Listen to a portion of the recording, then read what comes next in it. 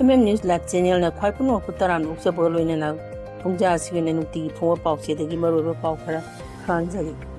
tapak tar laita bagi mami urabasu singi irangi hengalali Noney district ki Laikot khul mai thadoklmle 2011 census ki matung leba asida honglaliba mikok ki phibam nation gadori illegal immigrants in cam lebagi khangdokda mateng oihigana Panchayat Mikhal Pangulaba matam sangdokibagi mayokta thakiba complaint Supreme Court na dismiss tawkre. ATG volunteers thadokadabani Rahul Gandhi. Viksit Bharat 2047 gi manglanda organic farming chu saruk ama oiri CM. Laingakna furup amaga yengthihananaba thorang sinba lekkodabani lukmanga. Center gi official sing lalaga Churachandpur district ki chakot thorang yengsingre review meeting pangthokre. City 46 ta thabak phangbagi chang hengakre Manipur di mai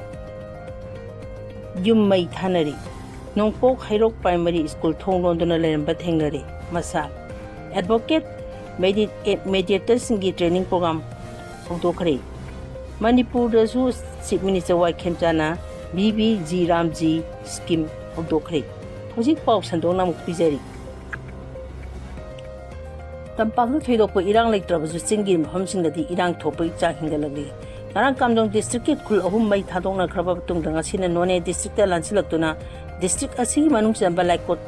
Kul the Yunka Mai Tadoklamni. Indo Man Ma border Paring Deleba, Laga Fuki Kulani, Aduga, Pugi Fuki Kulamangarang Sakang the Pina attack Sataduna Mai Tanbagi, Homung Haring in Noney District Amula Selactuna. This is the labor cookie Kuloiva, Laikot village, the Sapman and the Sakang the Vicine attack Chataraga, Yum Kam Mai Haramde. Kodu was sing a sea, you pung Manga of Tava, a dwight Foki in Heidi. Todo Marie Lane and a cookie in Pijiribam, Tamino, Amazon Noney in a Tadok Pachero Aman High. I say you Angambeda Laikot Kuldakan Mamong the attack Chataraguna Kul Mai Harambasimok Live of Tiffany.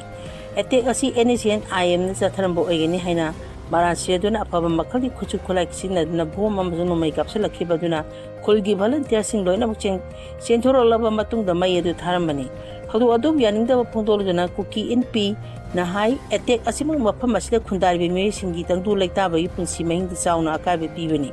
madu da sunatana mafam asai security da su asaw singna ba ma oire asumna itatata na tholi ba thodo asi district asiki vulnerable mafam singda security no tikcha na ngak senda badagi thokpani mafam asida khundari ba miyambu ngak sen ba habisi lenga asigi tawdraba yadraba mathong haiki thodo asida state center lenga amasung security ki agency sina hakchin lawdana khutak investigation chata bagaloina na mafam asida makhata na sigumba thodo thoktana ba ahen ba security force ta biu haiki tungda sigumba thodo asi thoktana ba hana soiki ba singa si khutak ta semtoklaga Mara lebesing athubu da jerak piu haina cookie NP nam gi mai cookie NP gi mai kai dagi singdorali 2011 census ki matung leba asira hongle ba miko ki pibam yengsin ga dawri India lengang na leba asida hongle demographic ki pibam asi yengsin na ba sengki ba high level committee on demographic change nang haukiba tuna 11 de leba asida pangthok ke census du matung holaliba miko ki phibam yengsin ga dawri leba asi maming lairaba news agency ambagi report ki matungina 2011 census ki matung leba asida hongleba miko bim natana kadai de nauna mian da khundalita do leibegi haibegi matang de su laiga asi leib state sing ki secretary sing da mari leina wa hung kya hangduna ahen be report longna ba thamang lokhat pa haukre hairi High Level Committee on Demographic Change the Leba as the Technical Demographic Change as Sika Mari Lena, Teleba Matamasi de la Colocado Contacting a Sigi Matan the Kupna Kanga, official Magi Matung in Hokiba, Sahi to the one the Langa as the Pantokiba census at the game Makatana Hongaliva Mikoki Pivamasi, Yaxin and Nabagit Tamak Penela Sigma Bashing Tongan base station to Satuna, Hakin and Yang Silagani. Masita Natana 2011 the Hajik Power Hongaliva Demographic Change as Sigi Matanga, Hena Make and a colon of them. Tongan station again ahen be ipau kanan drum makata ba wahang kya committee ajna chem sabalo salana haina khongdoragli Manipur da Panchayat Mikhal pangthona ba matam sangtokhi ba high court order mayakta Supreme Court da tharki ba complaint dismiss tawkre Panchayat Mikhal ki matam chahi ase October 30 phawgi manura pangtho haina Manipur high court na lawke wari ki mayakta tharki ba complaint asi July anida Supreme Court na dismiss tawkibani Justice and Koteshwar Singh amasung NB Anjaria aniki partial working day bench amana Manipur High Court na May 19 da thokiba deadline changdobagi order aduda Phairozam Heramani amasung ataina thagiba appeal adu merit leite haidina khut thingjenba pamdobdagi complaint adu dismiss tawkhibani. Ahi jathari hearing aduda Manipur lenga ki mihut oina Solicitor General Tushar Mahitana High Court ki desk ngakpa haibasi lenga ki mathau ama oi Karigumba ngakta batholabudi contempt phawba tarappa yai haiba wafam kota thangalaki kona suma ko wafam adu yarduna appeal adu dismiss tawkhibani panbe yai Manipur handa pangthokada bataruk suba general panchayat mikhalachi hojik oiriba law and order gi phibam yenglaga matang khara sangthana ba wafam Manipur High Court na ayaba pikhibani hairi 80 gi volunteers sing thadokadabani Manipur gi volunteers sing bu NIA CBI CRPF amadi Manipur police na phajindona thamliba adu condition amata yaudana thadokadabani loinana aramai tengkol gi volunteers sing khudok thadokadabani haina Rahul Gandhi ne demand tawkhre Lok Sabha gi opposition luchingba Rahul Gandhi na ngana Kamjam district te yung kaya mai thadolang ki ba pawdu da yumpham boiga social media platform ama oiriba ex thadorpa Manipur da sahi ahum helaba iranga chibu loisinba ngamdriba sin Narendra Modi gi divisive ideology na thon bani marmaduna Manipur santi porpa India pumbana honaminaba matang khaktada ngamgani Manipur da tholibi irang asin Narendra Modi gi lenga thon bani Manipur gi miyamna angasi su awaba kya khangduna leiri miyuisa kya masai yumda hanjumna ngamdana leiri Manipur da leiriba miyamna mayong leiriba awaba se ekhoina kalpana phawba tawba wagani adubu laibak thibit Narendra Modi gi lenga asina ngasi su tasin usinadana adumok tumina leiba asini Narendra Modi na divine rule sizinaduna Manipur da leiriba kalok khusingi marakta khenaba kya lehenduna khana seneba thon bani Manipur government ani lakhre amadi Pia lenga su thamgre adubu irandi hachu pawulis mangamdana leiri Manipur gi miyang khokta natana lebak simeda leibi miyochina Narendra Modi da thajaba thamdri Manipur tholibi irang osina na pamba miyochina lenga ta demand tawjoro khongjale buchu phajin bojin dugna thamle lenga na phurup amaga yengthinaba thawang sinba lekadabani lup manga India lenga ni state asi phurup chingbu amana amabu yengthinabagi thawang sinba khudakte lekodabani haina all Manipur United Club Organization amadi saminariba lupsina kwek pido thadorpa chirol amana hairi chirol na makhata na hai Kamjong district ki manung chana leba Indo Myanmar border da Yumin thana amadi Kherong ram da sakhang da bisna pha makhang ki khulai matik chana paiduna khulla sing yung kumangaro mai thadokki bage thong lup manga la kan mong de yaningde asigumba miwe bage hak khongong na ba tamthireba thong asi India lenga ki thosina Ohen bani makhata na sigumba miwe bage hak khongong bage thong asi matung da muhana thoktana ba lengang na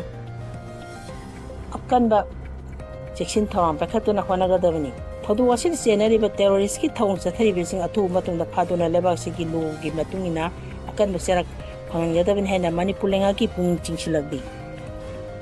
Viksit Bharat Guarantee for Rozgar and Ajivika Mission Gramin BBG Ramji in India pum the launch tawkraba matung Manipur gi wena junga simi jawai khemchan hodokre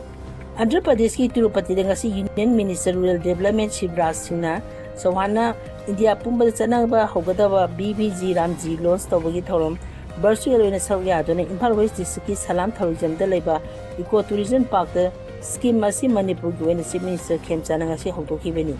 State asi wena Department of Rural Development and Panchayati Raj da pangthokiba thorom aduda wangang aduna Wai khemchan hai kumja 2047 fawda India asi malem asi da pangal leba sakhotpa leba amo ohenna bi panam da tongan hiram sine India gi PM Narendra Modi na sakhona bhanari masigi matung ina hana MG narega haina leramba asi launch tawriba BBG Ramji program asina lamda masigi miyan da sukana ba piragani